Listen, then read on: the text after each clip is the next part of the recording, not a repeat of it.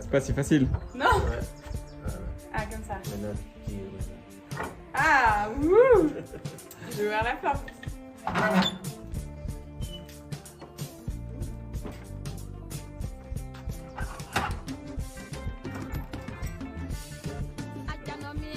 Waouh.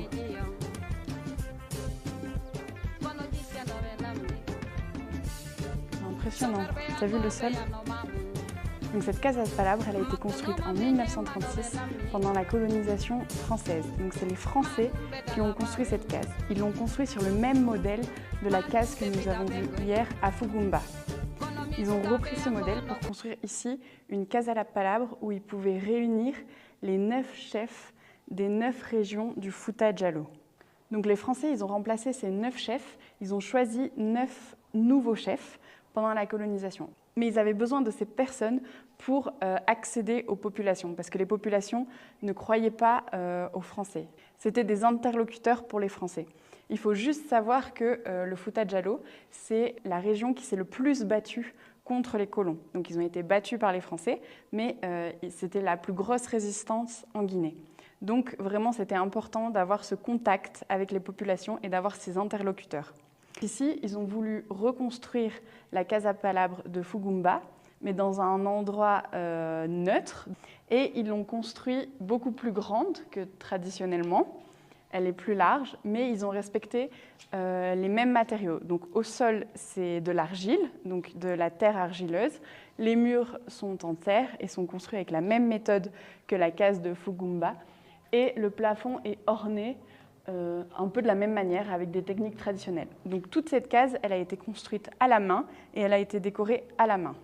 Ce qui est intéressant, c'est que quand ils ont construit la case et qu'ils ont décoré la case, ils ont demandé à 9 artisans, un artisan de chacune des 9 régions, de venir participer à la décoration de la case.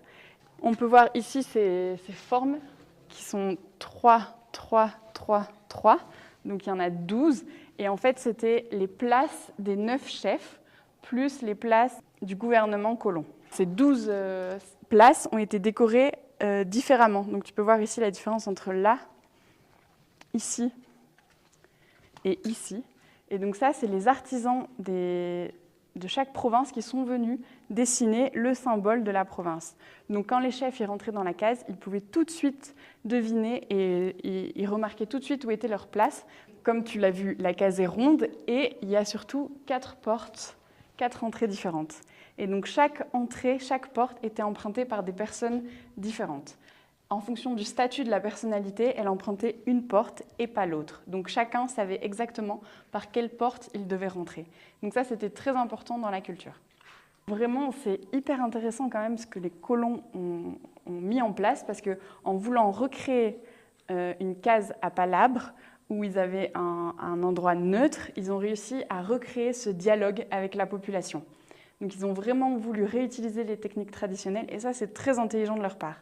Et donc, dans cette case, c'est là où se prenaient toutes les décisions.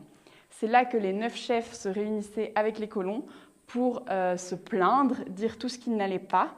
Et aussi, c'est là que les colons passaient des messages aux 9 provinces du Fouta Djallon.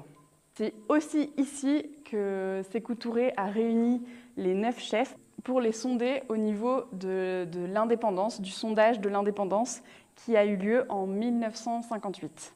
Pour rappel, en 1958, la Guinée a dit oui à l'indépendance et elle a répondu non au référendum. Elle a dit non pour l'aide des Français à une indépendance plus lente.